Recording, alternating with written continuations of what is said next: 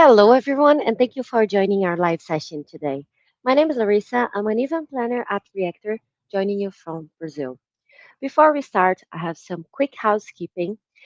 Please take a moment to read our code of conduct. We seek to provide a respectful environment for both our audience and presenters. While we absolutely encourage engagement in the chat, we ask that you please be mindful of your commentary, remain professional and on topic. This session is being recorded and will be available to view on demand here on the Reactor YouTube channel within 48 hours. Keep an eye on the chat. We'll be dropping helpful links and checking for questions for our presenters to answer. I will now turn it over to our speaker for today. Thank you, and let's welcome Pamela. All right. Hello, everyone. Welcome to our Python plus Agents live stream series. This is the first session in the series, and we're really excited to see so many people watching from all over the world who are excited to build agents with us together. So this is a 6-part series. We're doing Tuesday, Wednesday, Thursday over a 2-week period. I'm teaching it in English, and my colleague Gwen is teaching a version in Spanish about 5 hours from now. So if you're more comfortable in Spanish, or you are both English and Spanish, then you can, watch both of them. Whatever works for you. It's just really fun to connect with people from all over the world and multiple languages. So these will all be live, but then also recorded and available on YouTube. All the code is available, the slides, everything to serve as a resource for you to keep learning. So basically, week 1 is going to be all about building agents and how you can add tools to them, context, memory, and then how do you evaluate and monitor them. And then week 2 is when we get into workflows, and that's where you get into complicated workflows with conditionals and multiple agents working together, sometimes concurrently, and reaching a consensus, like all sorts of interesting things like that. Also adding a human in the loop to those workflows, which is really important to gain confidence in the results from workflows. So hopefully you can join us for both week 1 and week 2. For all of them, we are using Python with the new Microsoft Agent Framework, which is a package that's available in both Python and .NET to help you build agents and workflows. And, it makes it possible to build all sorts of applications on top of all this new generative AI technology. So if you're not registered yet, you can register at this link here that we'll put in the chat. And that way you'll get notified whenever the next stream is coming up, and you'll get emailed the links afterwards so that they're in your inbox and easy for you to use.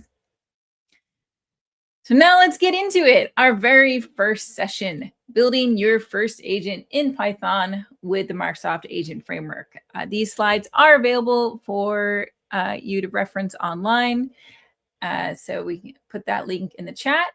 And you are also welcome, if you're inspired afterwards, to deliver this series yourself to colleagues or communities, meetup groups, etc.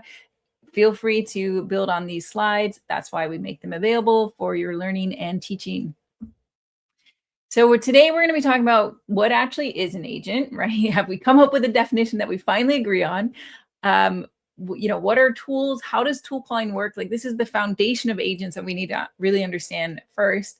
And then how do we build these tool using agents with Microsoft Agent Framework? How do we integrate them with MCP server tools? Because that's increasingly a really important form of integration. How do we add middleware so we can intercept things happening with our agents? And then how we do a really basic multi-agent architecture. So that is our plan for today. Let's get into it. Now, we have made it so that all of you can follow along if you want to run the code while I'm running the code. Almost all of our examples are runnable for free using GitHub Codespaces with GitHub models, as long as you have a GitHub account. So the first thing is to open this GitHub repository, and we will put the link in the chat, aka.ms/python-agentframework-demos. So I have that open in my browser here. So here it is open, and you can see it's got a big code button here. So the easiest way to get started is to use GitHub Codespaces to open this. So I'm going to click code, create codespace on main. That means I want a codespace on the main branch. And so that pops open a new window. And this new window is a code space, which is basically VS Code in the browser running a containerized environment that has everything that we need in order to run these examples. So it's got all the Python dependencies, it's got agent framework, it's got UV, which we're going to use to run them. It's got some other fun stuff that we'll use later this week, like Postgres and Redis. So it has everything that we need in this environment. It takes about a minute or 2 minutes to load. You can actually see it's already loaded up here. We'll just wait till so we see the terminal, and the terminal's open. Okay. And now it looks like it's all opened up. Let me make this bigger here. So once you can see, everything here, you see your Explorer, you see your terminal, you see the README. Once it's all come in, that's when you know that your code space is ready. So if you do want to follow along, then go ahead and open the repo in GitHub Codespaces, and they'll use GitHub models, which are free. Basically, it's a free version of Foundry models. So Microsoft Foundry models, we have lots and lots of models from different partners. So we've got, OpenAI, we've got Phi. The ones we'll be using today are the OpenAI ones because they're quite good for agents. And these are free for a certain amount per day. It's like not very much, but it's enough to get through the examples. I actually ran through every single example in a loop to verify I could get through them. And they should all work in GitHub models today. So the first step, for anyone who missed it, you're going to open this repo. You're going to go to the code button. You're going to see a big button that says create code space on main. You're going to click it. It's going to open the code space, and then you're going to wait 2 minutes for it to load up. All right. So now, we showed that at the beginning just to give people time to get that set up. So now let's do a little Agents 101. What is an agent? This is a question that we spent a lot of time debating over the last 1 to 2 years, I guess I'd say, especially last year in 2025, right? And then finally, we came upon a definition that most of us agree on. And this was a great blog post from Simon Willison. If you don't read his blog yet, you definitely should. He's a big, well-known Python developer in the Python space and also in the LLM space. And this is the definition that he came up with here. An LLM agent runs tools in a loop to achieve a goal. And it sounds like actually kind of simple, but in fact, like that is what agents are. And with that simple mechanism, agents can do so much, because if they have the tools they need, and if they have the ability to loop, they can just keep on looping and keep on calling more tools until they reach their goal, right? So the key with an agent is, you have a good enough model that knows how to select the right tools. Do you have the right tools? Do those tools have the right knowledge, so that eventually if the agent figures out which tool to call and with which arguments, it'll get back the results it needs in order to get to the goal, right? Now, if an agent isn't successful, that means it doesn't have the right tools. It doesn't have, enough tools. It doesn't have good quality tools. The tools are giving back wrong response. It's doing a bad job calling them, right? But you can accomplish so much with an LLM calling tools in a loop in order to achieve a goal. Now, there's additional things that we often add to our agents that we are going to talk about, like how do we add more context? How do we add memory, across different conversations, and for more long-term memory? How do we add more explicit planning? How do we add humans into this loop to give feedback during this process, right? So these are ways that we often augment our agents and need to make them more powerful. And we are going to talk about, these this week. But today we're really going to focus on an agent using an LLM to run tools in a loop to achieve a goal. And now, why do we even need agents? Now, if we go over here, at this point, probably, we know, but just to show in one of the examples here, here I have an agent, but it has no tools. See this agent here? It says, you are an informational agent. Answers question cheerfully. Okay, this is an agent that has no tools. And we could argue even that an agent without tools maybe isn't even an agent. It's just an LM. But, we can call it an agent, a toolless agent. And here we say, hey, agent, what is the weather today in San Francisco, right? So in order to run this, you're going to say UV run. We're using UV, which is a Python environment manager, and it makes it easy to run our examples. So we're going to say UV run examples agent basic.py. Okay. So here I'm running it. And the first time you do UV, you are going to see that it makes sure that your UV environment is up to date. So it's creating this virtual environment. It's making sure that it's got all the right packages. So this does take, about a minute. UV is very fast. It's written in Rust, which makes it very fast. And that's why many of us are moving from pip to UV. Okay, so now it's got the agent framework package. Okay, so it's maybe 2 minutes here. So this will only happen the first time that you do UV runs. Remember, for all of our examples today, when we run them, you're going to put UV run in front of it. So UV run example / and then the file name. And the very first time is when it's going to create that virtual environment and make sure that all the packages are installed in it.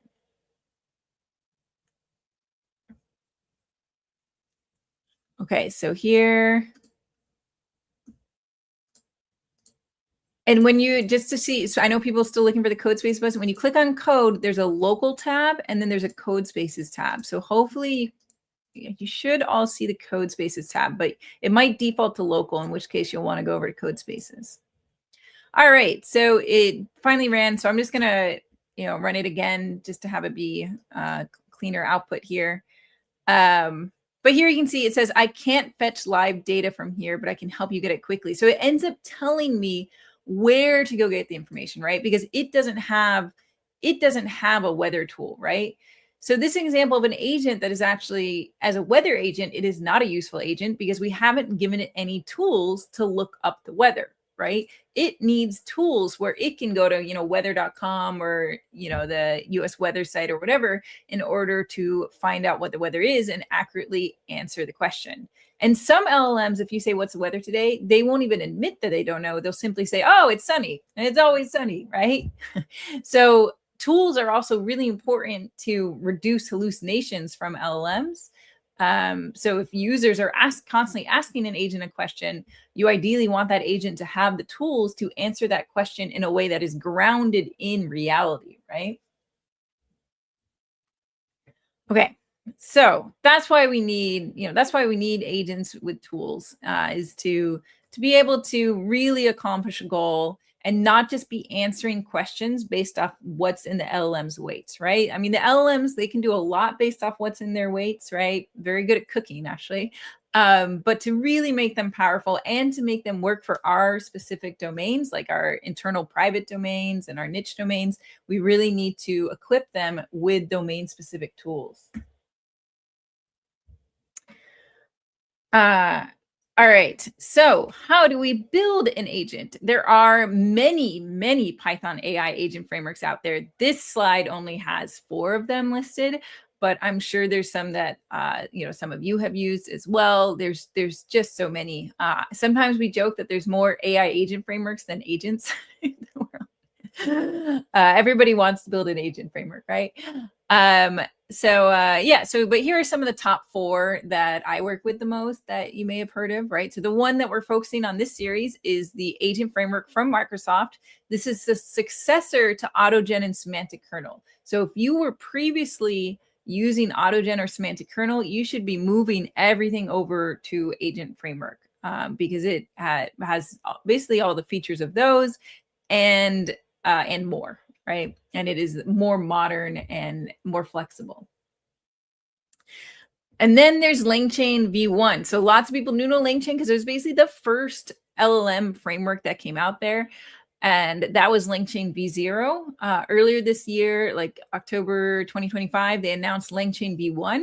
And that is an agent-centric framework that's built on top of their LangGraph package that makes it easy to monitor in their Langsmith product, right? So it is open source, but it does integrate with their, their deployed Langsmith products. So that's a very good framework as well. It's actually quite similar to the agent framework that we're using for this series. And, a lot of the concepts that we're learning here, you'll find very similar concepts in LangChain v1 and actually really all the agent frameworks, right? Pydantic AI, that's from the creators of Pydantic. So if you're, very much into type safety, they have a lot of types. Agent Framework also has a lot of types because we like types at Microsoft, having, made TypeScript. So you're going to find a lot of type safety in both of them. Then there's OpenAI agents. That is from OpenAI, and that's a lot less flexible than the other ones, I would say. But it can work for some basic agents with OpenAI models. So those are just a handful of agent frameworks. There's more out there. You can mention the chat if there's other ones that you've used you really like. But we are going to be using agent framework from Microsoft in this series. Now, you might be wondering, why do we even need an agent framework? So first, we're going to see, how do we call tools from an LLM without a framework? What does that look like, right? Is it actually, is it something that's, doable? Is it hard to do? So let's talk about tool calling. So agents are based on the ability of LLMs to call tools. So when you're building an agent and you pick an LLM to use with that agent, that LLM has to specifically support this ability called tool calling. And that means that the LLM needs to be able to respond to a question with a suggestion of what function name and arguments would best answer that question, right? So when the user says, hey, what's the weather in Paris? The LLM says, oh, I see, I have a get weather function. I think that in order to answer this question, we should call that get weather function and pass in the string Paris. So this tool calling ability is a special ability that the LLM has been trained with, right? So it's something that only occurred in the more recent LLMs over the last 2 years. So if you were doing like GPT-3.5 Turbo, you simply could not use GPT-3.5 Turbo for an agent because GPT-3.5 Turbo does not know how to call tools. It was not trained for that, right? But the most recent LLMs in the last year, they all support tool calling. And they know, okay, if somebody gives me a bunch of tool definitions and says I can call them, then if I think the best way to answer this question is a tool, I'm going to say the name of that tool and the arguments, right? So it's the ability of the LLM to pick from a bunch of tools and say, here's the tool name and here's the arguments. And then the code itself, our code, is going to be the one actually calling that function, right? The LLM is just saying, here's the tool name and here's the argument. That's all the LLM is saying. So here is the tool calling flow, right? So what we do on the developer side is we declare our tools and say, hey, we've got all these tools, right? One of them is a get weather tool, and it takes a single argument, which is the location argument, right? So we send the LLM all of our tool definitions plus the user's question. And then the LLM responds and says, oh, okay, you should call this tool with this argument. Then in our code, we execute that function and get back the response. And then we send that to the LLM and say, hey, here was the response to that tool call. What would you like to do with that? And the LLM says, okay, great. Based on that response, I'm going to give, a natural language response to the user, right? So key thing here is that the LLM is not the one actually calling the function. Our code is calling the function. The LLM is simply telling us which function to call and with which arguments. So the first step is that we need to tell the LLM what functions it can call. And this is done but with a schema, a JSON schema definition of the function. So here, I'll go ahead and open up the example in code spaces here. So OpenAI tool calling. Let me try and pick. I want better. Okay. All right. So here's the example. Now I saw there's some comments here. So at the top of the example, you can see it sets up our connection to the OpenAI model. It looks like some people are having problems with code spaces and GPT-5 Mini. So if you are having issues with this model, what you can do is change this to GPT-4o, or another thing that might be easier is if you just make a .emb file and then say GitHub model equals GPT-4o, then that should be used for all the rest of the examples. Because you can see this code here checks if there is a GitHub model variable defined. So this should pull it from there. So yeah, if you are having, you know, I was saying there are a bunch of models available. It's possible GPT-5 Mini might be capped for some developers. So GPT-4o, it also supports tool calling, so we can try with that one. Okay. So here you can see in, you know, so this is just defining a tool using a schema. So ultimately, this is basically what the LLM sees. It's JSON schema format here, which says, hey, it's a function, it has a name, it has a description. These are the parameters it takes. It takes a city name, which is a string, and here's a description of it. It takes a zip code, which is a string. Here's a description of it, right? So this is a JSON schema that defines the functions that are available. And this corresponds to this function here, but the LLM does not see this function. The LLM is only going to see this function definition that corresponds to our actual function. So then we have our messages. Okay, you are a weather chatbot. Is it sunny in Los Angeles, California? We send that request to the model. We send the messages. We send the tools, and we say, hey, you can pick whatever tool you think will answer the job. So then it's up to the LLM to decide, you know, which tool it's going to call. So when we get back the response here, we look to see if the LLM has suggested any tool calls. And if so, we look at that suggested tool call and we extract out the name and the arguments. And this is all like serialized JSON, so we have to do something like deserialization. And this, remember, this is all low level. So I'm showing you what it looks like to do tool calling without an agent framework. This is going to get much easier once we move to a framework. But I'm showing you how much work it is so you understand what's going on behind the scenes, right? So we get back the response. Okay, so if the function name is lookup weather, good, we know about that function. So we're going to go ahead and send the suggested arguments to our local function. Then we're going to get back the response. We're going to send that to the LLM. We're going to send it another call, and then we're going to get back a response, right? So this is if we are doing the tool calling ourselves, just using the OpenAI SDK with no agent framework. So let me go ahead and run this.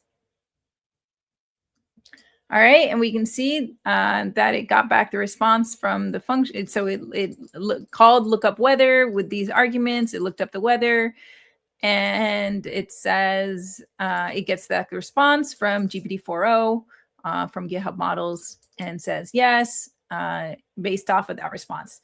Now, this response was actually lying because I just put 75 here. It's always 75 degrees in Los Angeles, right? I was born there, so I can claim that maybe. In my head, in my memories, it was always 75.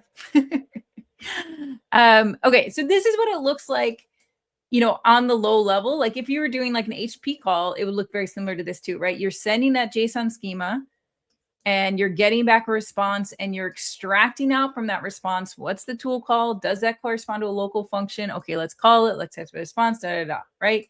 So you can totally do it yourself if you want. But it is like a fair amount of code, and this is actually like the simpler version of the code. I have a version of it that is much more complicated, that accounts for a lot more errors and edge cases that can happen, especially as you move across models and you have to worry about exception handling and whatnot. So this is actually the simplest version of it. So that is at least one reason why you may want to move to an agent framework, right? Like the Microsoft agent framework, because at the bare minimum, it makes it much, much easier to use tools. And we'll see that, right? So the first thing we need to do is install agent framework, right? And agent framework, it both has like a big package, which is just agent framework itself, but it also has a bunch of like sub packages. So we usually install just the sub packages because that way we only install what we need. So for today, we only need Agent Framework Core and Agent Framework DevUI. And that's all defined in the PyProject.toml. So that's already defined in the code space. So when you did UV run, it pulled all in. So you can see these two are the ones we're using today. We're going to use these other ones later this week. And you'll also notice that instead of specifying like a version, we're actually pulling it directly from the GitHub repo. Normally, I wouldn't recommend that. But in this case, Agent Framework, it is moving very quickly and it had a lot of changes just in the last week. And we really wanted to show you the most recent code so that, when you're developing them like that, you can look at our code and hopefully our code is what's going to be in the like official released version. So they will make an official release version with a version number on PyPy that where the code is similar to what we're using. But for now, just to give you the most recent, like I updated this last night. So this was like the hash from last night. So we are really tracking Agent Framework at its most recent version to make sure you have the most up-to-date code. And this is pinned here too. So if I wanted to pull in even more later versions, I would have to change this. But in the future, you would want to, bring in, once they're fully released, you would want to bring in an actual version. You can see that they did cut a release candidate 2 days ago, but already that one's out of date, so we're not using it. But there'll be like a proper 1.0. You can see these are all beta versions of 1.0. So pretty soon there should be a very proper 1.0 very soon. So that is what you would end up pulling, and the code should look really similar to the code we're using here. Okay, so that's how we're installing today. Is we're installing the sub packages we need, and we are installing from this Git commit. You should just be able to run UV run, and it'll figure that out. You can also do UV sync, and UV sync does the same thing UV run did. UV sync updates the environment, so it'll bring in all of that. So now we've got that installed, we can actually build an agent with a tool. Right? So we're going to build an agent that can use a single tool to answer a user's question, similar to that weather one, right? So, when it gets asked the weather, it's going to call that and give back the response. So the way this looks in Agent Framework is that we're going to write our function. We're going to add a decorator. You see this here, this at tool.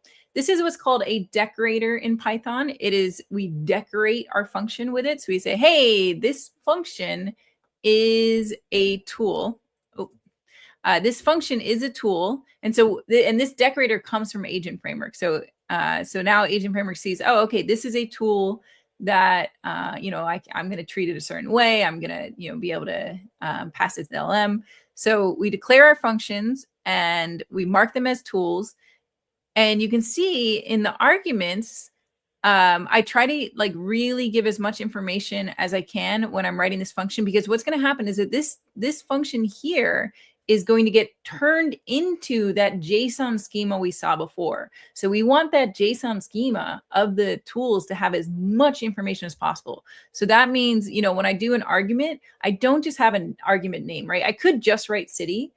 That would be valid Python. You in Python, you don't have to write types or anything like that, but I really want to give information. So I say city, and then it's a string. And then I use this thing called annotated to say, hey, this is a string and this is the description.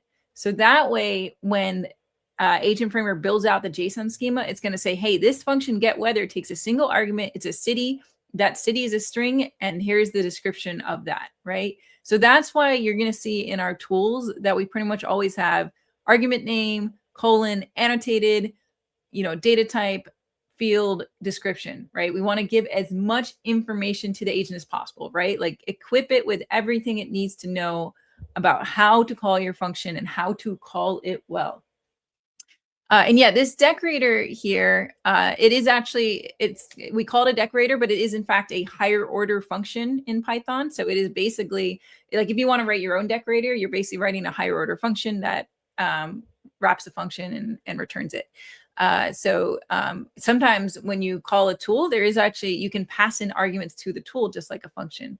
So let me open that let me open that over here, agent tool. Okay, so you can see here we're importing the agent class from agent framework, and we're importing the tool decorator, and you can see that is indeed, that is indeed a function. So we can actually do things like approval mode, right? So approval mode, right? You could, if you want to, if you're adding a little human in the loop, like you can say, hey, you always have to approve this, right?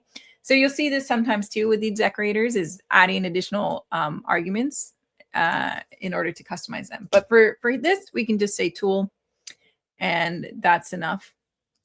And we also have the return type here. So this is useful too, to say with a return type here. In this case, it is returning a dictionary instead of just a straight string. And then we create our agent. So we say, okay, here's the agent. And, the agent, we pass it the client. The client is the configuration that connects either to Azure or to GitHub models or to OpenAI models. So that's the client. So we pass in the client. We pass in the instructions, which is the system prompt. And then we pass in the tools. And the tools is a list of functions in our code. And then finally, we run the function and output the response, right? So let's go ahead and run this.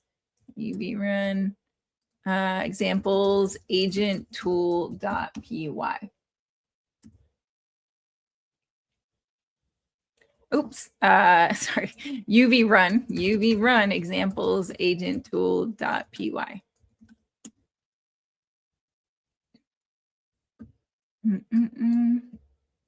So now it's going to go and, okay, so we can see that it is calling the function. This log came from the function, getting weather for San Francisco. And here I've randomized it a bit. So in this case, it says it's 60 and rainy. So it got this condition here, and it gave us a nice response here. So this, you can contrast this to that example where we weren't using the framework, and we had to, maintain our function separate from our definition. We had to do all this, response parsing here in order to process the response. And this is just much, much nicer, right? So, this is the first reason why you may want to move to an agent framework is like, hey, you want to use tool calling, you've got some tools, there's some local tools, and it makes it just way easier to equip an agent with the ability to call functions that are in your code. All right, so that is our basic agent with a single tool. Now, let's add more tools, because when things get really interesting is when you have more than one tool, right? If you only ever had a single tool, well, you may not need a framework. But as soon as you've got multiple tools, that's when your agents become more powerful, the code gets more interesting, where you're benefiting more from the agent framework, because now the LLM is deciding, okay, I've got 3 different tools. Which am I going to call first? Am I going to call some of them multiple times? What order am I going to call them in, right? And it can, it can go back and forth and get really interesting results. So here we're going to make a weekend planner agent that has a get current date, get activities, and get weather. So let's go ahead and open up this example. This is agent_tools.py. And so this one, we've got that get weather tool again. And then we've got get get activities. So that takes a city and a date. And then we have get current date. Okay. And that one doesn't take any arguments. So here's the agent. It says you help users plan their weekends, include date of the weekend, only suggest activities that are good for the weather. And we give it a list of all the tools. So now that we're going to run this and see what order does it choose to call these tools in, right? So if it's smart, it's going to realize that the first thing it needs to know is what is the current date, right? Because it can't call get activities until it knows the current date, right? So you can see the first thing it does is gets the current date, then it gets the weather, then it gets. I probably should actually change the weather function to accept a date too. But what's cool here, so it says, okay, getting activities for San Francisco on February 28th. And that is actually like so it both looked at the current date and then figured out that that for the weekend, the dates of the weekend is actually February 28th and March 1st, and that's correct. And it always actually impresses me that it figures that out, that it is able to do the math to realize like, okay, this is today, how far ahead is the weekend. So it figures it out somehow. Might want to give it even more tools there, but it does often figure out when what the weekend dates are, and so it gets activities for those dates specifically. And you can see it called that get activities twice because it realized like, wait, the weekend is 2 dates, and this get activities only takes 1 date, so therefore I'm going to have to call it twice, right? So you can see what's interesting is it figures out what it's going to call first, and the fact that it's going to call things multiple times. So here, in order to add these tools, the important things we did is that we decorated all of them with @tool, right? So you see they all have @tool. And then here, when we specified the tools, we gave a list of all the tools. So that's it. That's what you need to do is you make a function, you put everything in that function that it needs, right? So what's important here is that, remember, the LLM is only going to see what's in that tool definition. So it's only going to see this, what I've highlighted here. See what I've highlighted is it's going to see the name of the function. It's going to see the arguments. It's going to see their types. It's going to see their description. It's going to see the return type, and it's going to see the doc string. So you need all of those. The LLM itself is never going to see the code of the function. That's never going to be part of what the LLM sees. It is only going to see what I've highlighted here. So you want to do a really nice job with everything here, right? Think really carefully through that function name, the args, the field descriptions, the doc string, because that is how the LLM is going to decide what tools to call and how to call them. And so you can do all kinds of things with it, right? Like this is all just a demo example, but you can change your tools to take different arguments. You can change the types of them. Like it's all up to you. This could actually take a date time instead as well. Like there's a lot of capabilities of the tool schema. All right. So there we go. So that is in an agent with tools. I see in the chat people are getting different results. Of course, the result is going to vary based on many things. It's going to based off the model you're using. It's based off of just the fact that LLMs have some degree of non-determinism in them. So I can send the same prompt 5 times and get different results. It is possible with the OpenAI models to set a seed so that they tend to the answers don't change as much, but that's only possible with some of the models. It doesn't really even work as well with the reasoning models. So yeah, so we will get different responses, right? So that's why when you're when you're developing tools, it is really important to do evaluations with your model that you're using and see, is it doing well? Is it doing well across lots of different inputs, right? So we're going to talk about evaluations on Thursday this week to give you an idea for how you could set up evaluations to make sure that your agents are giving back high quality responses. Okay, so now what I want to show you is this cool thing called DevUI. DevUI, it's one of the packages we installed was agent-framework-DevUI, and DevUI is this local development UI that makes it easy to chat with your agents and see what's going on.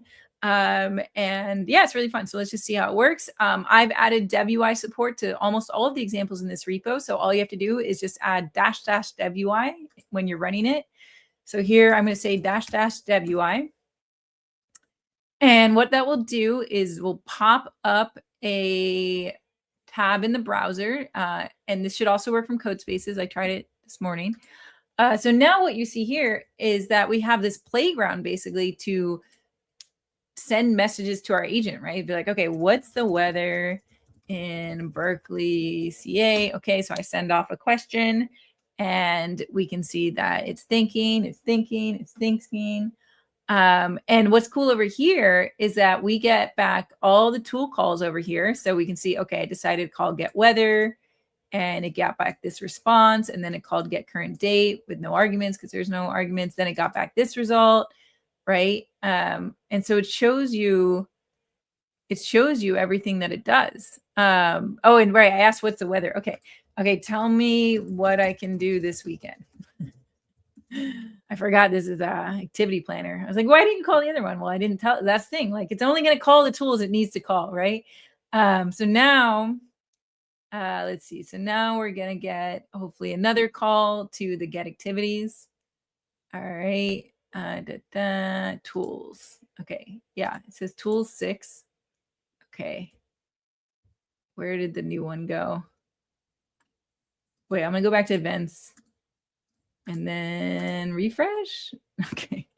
Let me do, I lost track of the tools. Okay. What activities can I do in Berkeley, CA this weekend? Okay. All right, let's do that way. So you also see the events. These are the agent framework events. But it's helpful to see these events because if you are building any sort of thing that's like tying into the events, it's really helpful to see like, oh, okay, so as agent framework is going along, these are the events that it streams out, because then you can kind of decide if you are doing any sort of event-based processing, you can see everything that happens in their event stream. Okay, so here we've got the tools. So this time we got the date, we got the weather, we got activities, we get the results, right? We can see the number of tokens that it took here. We can see the tool calls. So yeah, so this is pretty helpful. So you can just quickly, instead of having to modify your code, you can just interact with your agent here. And the way that we started this up is that in the example here at the bottom, I check to see if we pass in DevUI. And if so, then I bring in the DevUI package, and then I call serve and I pass in the agent itself, because this agent is a global variable in this function, right, in this module. So I just pass in the agent and say, hey, this is the agent, and then told it to automatically open, right?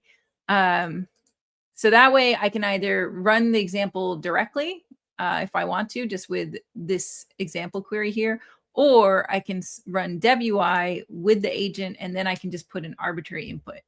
So I think this is just a nice thing to do when you're developing agents, is to make it really easy to open up DevUI, because you might find that that's a really helpful playground for you when you're experimenting, especially all this logging, right? Like I add lots of logging often, but this is just nice. This is just better. And so there we go. We can see all those calls going out. I see a question. What model am I using? Great question. I am using an Azure model, and it's deployed from the infra. It is GPT-5 Mini. So that's the one that I'm using. All right. That's our DevUI. Okay, let's talk about integrating agents with MCP server tools. So we've shown it how to point our agents at like tools that are local functions, but many of you might be thinking about integrating with MCP servers. So if you haven't heard about MCP, it stands for Model Context Protocol. It is a open standard and open protocol. It was first created by Anthropic and then adopted by like everyone. Basically the first protocol that in the AI generative AI space that really got standardized. And it standardizes how an LLM interacts with external tools and data sources, how it can, collaborate more with all these existing sources of information. So the general architecture of MCP is that you have clients and servers, right? So the servers, they have tools and prompts and resources. Mostly tools is what people think of, but they can have other capabilities as well. So the server exposes some tools, and then our client uses the MCP protocol in order to interact with the server and its tools, right? So you might be using VS Code to interact with MCP servers, or Claude Code. But now when you're developing agents, your agent itself can act as an MCP client in order to interact and use tools from MCP servers. So that's what we're going to see today, is how can our agents act as MCP clients? So the way it basically works is that our agent is first going to ask the MCP server, like, hey, what tools do you even have available, right? Like, what tools am I going to be able to use? And so the MCP server responds, oh, okay, I've got, these 2 tools. And then it's going to ask all of its connected MCP servers, hey, what tools do you have? So it has the list of all the potential tools, right? Because it needs to know all those tool definitions so it can send to the LLM, right? So then when the agent gets a user input, it's going to tell the LLM, like, hey, LLM, here's your user input. And then also here's all these tools we have available. Which of these do you want to call, right? And so then the LLM comes back. It might suggest a tool from the MCP server. And in that case, the agent is going to, the agent code will go and make a request to that MCP server tool. So let's actually try this out. So first we're going to run a local MCP server. And if you do want to learn way more about MCP, we did a whole 3-part series about MCP. This is just a very short version of MCP. But first, we're going to run this MCP server. And MCP server is using fast MCP in order to do this expense server. And, and the server has this add expense tool here that it can add expenses to a expenses file. Okay, so now that server is running. So now we can open up this agent MCP local, and you can see this one. We define our MCP server and say, hey, this is our MCP server. It is running at this URL, which is just localhost 8000. And then we say agent, like, hey, here's your tools. And so we actually just pass in that MCP server as a tool, right? So this is how it looks in Agent Framework to use tools from MCP servers. You set it up this way, and then you just pass in that server as in your tools list, right? So we're going to say UV run examples, agent MCP local. Okay. So what should happen is that the agent is going to ask our local running server. You can see lots of things are happening over here. So it's asking, it found out the tools, and then it used the tools and said, got it. I recorded the expense, blah, blah, blah, right? I told it I bought a laptop. And so it recorded that expense. So basically this agent communicated with this server that's running here over localhost, right?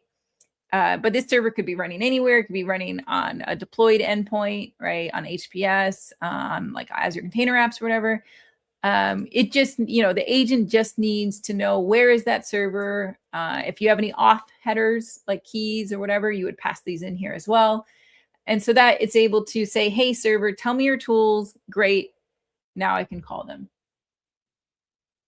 It's a good question. If multiple MCP servers expose tools with overlapping purposes, how does the agent decide which to use?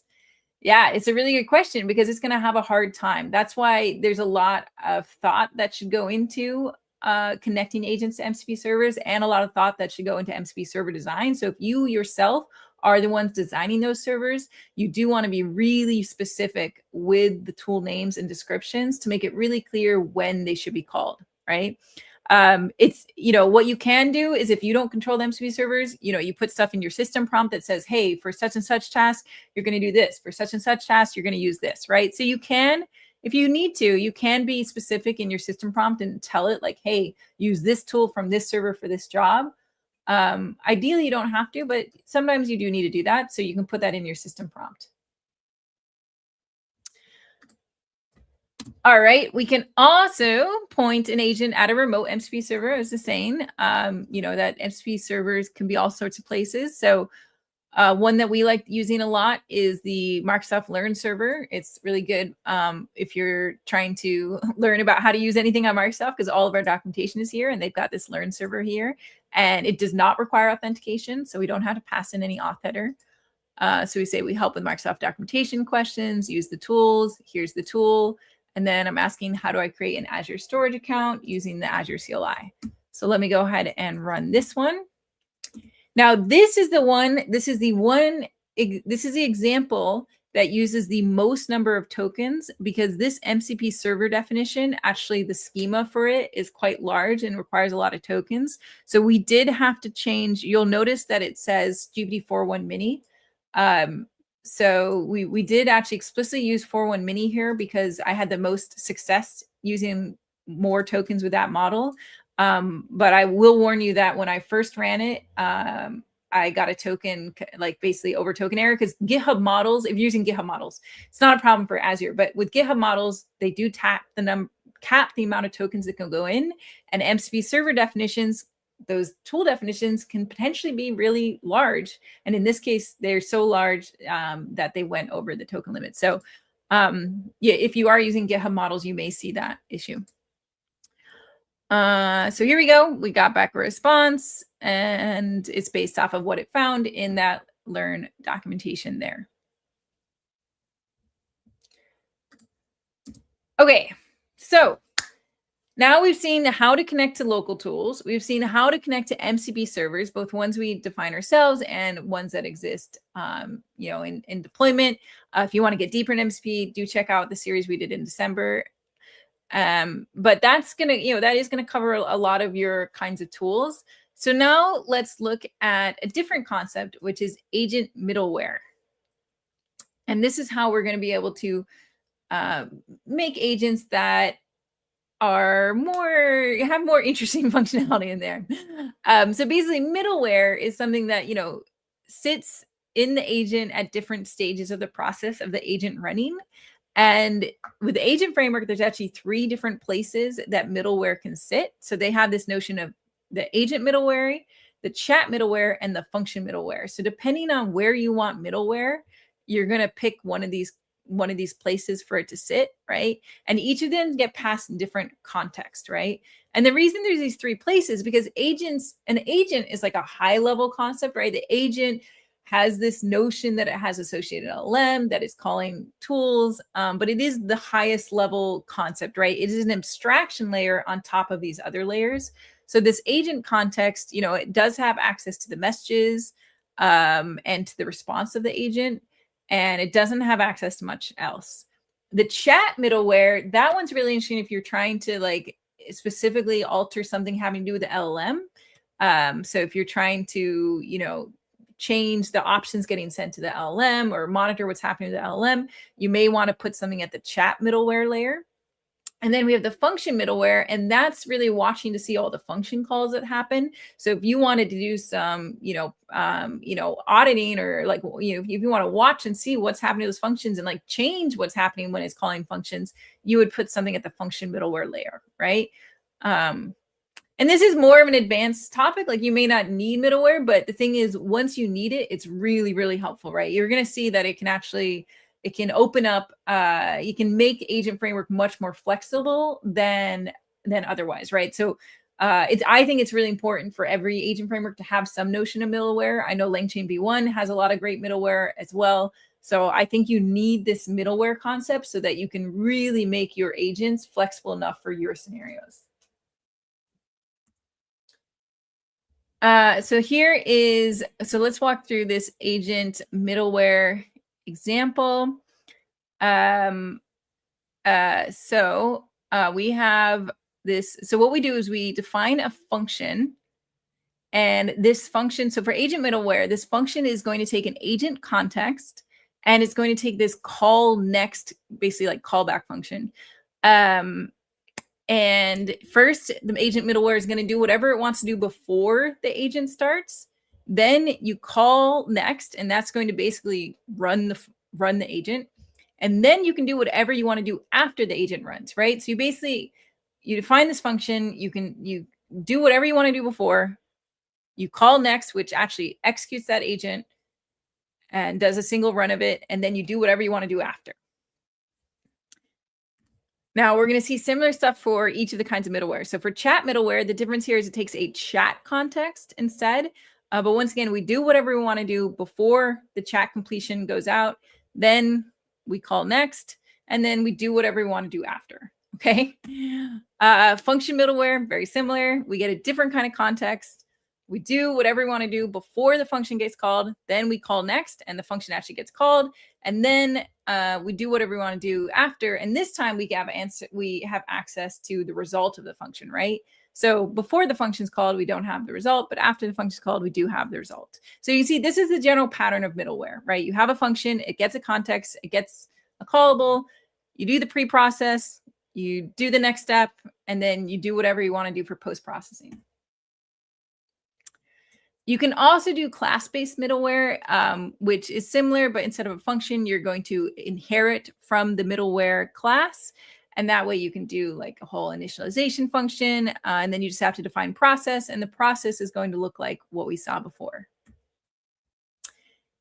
And then you can actually have the middleware terminate. So if for some reason you really need to terminate the entire run, then you can actually do that by setting this terminate variable here. So that can be really interesting if you realize that there's like a safety issue or there's a quota issue, you can just say, we're just going to stop it right there.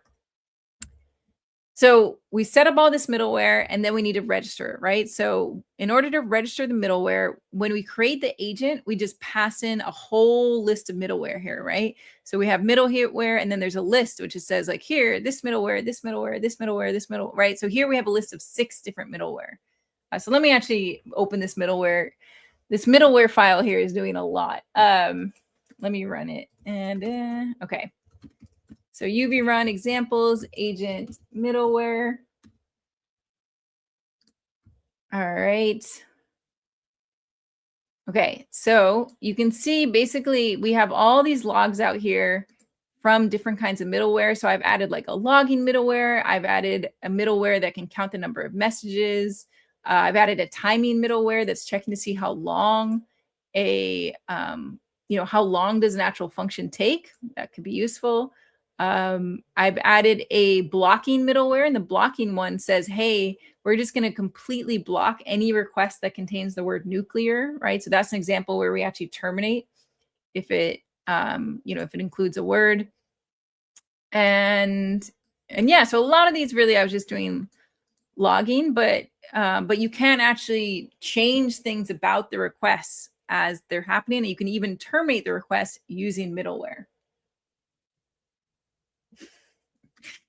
Yeah, that one, I will say this example, it helps to actually go through, all the middleware here and see what each of them are doing. Maybe I should have split these up into multiple files. Maybe it's a little much, but I wanted to put them all in one file so that I could actually see the order of them, so that we could see like what order they go in, right? Because the first thing we get is the pre-process of the agent. Then we get the pre-process of the chat.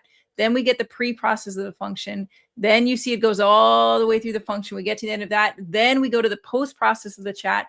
Then the post-process of the agent, right? So that's why I did put them all in the same file, even though it's kind of crazy, so that we could see the order that they happen in. Okay, and I'm realizing we're getting close to the end here. So these, as I say, middleware is actually incredibly helpful, right? I use middleware all the time in my actual agents. So I put here a bunch of ideas for how you might want to use middleware, right? For, agent middleware, logging and timing, blocking, summarization, dynamic system prompts, chat middleware, all sorts of tracking, PII redaction, model fallback, token limiting, function middlewares where you can do a lot of interesting security related things, right? And also doing like tool call retries, stuff like that.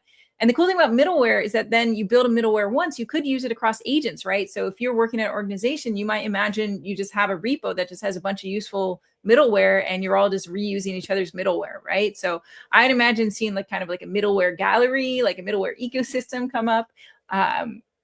Because this middleware can be really generically useful if you design it well. All right, so we have 2 minutes to talk about a really basic multi-agent architecture, right? So with an agent, you can easily set up this sort of architecture where a supervisor agent decides which specialist agents should handle a task, right? So here I'm making this parenting helper agent that I need. And it's a supervisor agent, and it has access to 2 different agents, the weekend planning agent and the meal planning agent. And it's basically just going to route a task to each of these agents, right? And the way this works in agent framework is that actually what we do is we set up our 3 agents and then we just wrap the sub agents as tools, right? So we have this @ tool that says, okay, when you're plan weekend, it's just going to call this agent, right? So we're actually using a pretty simple, way of setting this up in code. So let me open up that supervisor one, right? So, the difference here is that we just say, okay, this tool is actually just wrapping an agent.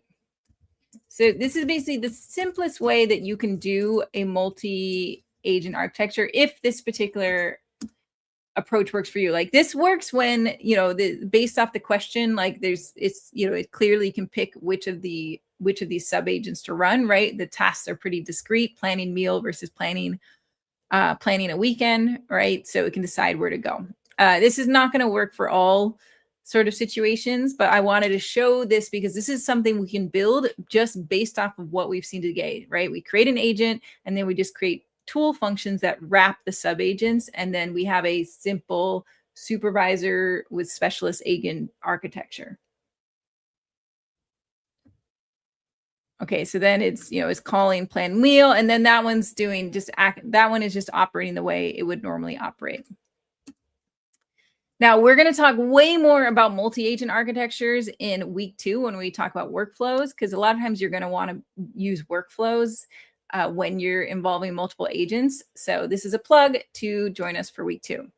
All right, it is now 11:30, so we are on the final next steps here. Let's see, I saw a comment that the slides were not working. Let me just double check the slides link. I think this was the link for it. And see, okay, so that one just worked for me. I'll paste it there. Maybe I didn't update it correctly. I didn't even put it there. I'll put it here. But go ahead and check out that for the slides. And yeah, we do have this resources page here, and I'll go through. I think some of these YouTube links are wrong too, so I'll go through. I'll add the slides link for today. I'll check all these YouTube links and make sure this is all up to date here. So yeah, check out that for all the links. If you haven't registered yet, do register for the series. And most importantly, we have office hours right now in the Discord. So I know there are probably tons of questions that I didn't answer because, it was jam-packed today. So if you have questions about what we talked about today, do come over to the Discord. So I will close up this session here and then jump over to the Discord. It'll be on the stage in the Foundry Discord. This is the link for it. Putting in the chat. We're putting the chat here as well. Do we have in the chat? Let me make sure. And let me get this in the chat. Here we go. So I hope to see you all in the Discord or see you tomorrow for adding context and memory to agents. All right. Thank you, everyone. See you soon. Bye. Thank you, Pamela. Thank you, Gwen, for the support in the chat with answering the questions. And thank you all for joining our session. We are always looking to improve your experience. So if you have any feedback for us, we would love to hear what you have to say. You can find the link to our survey on the screen or in the chat, and we'll see you in the next one.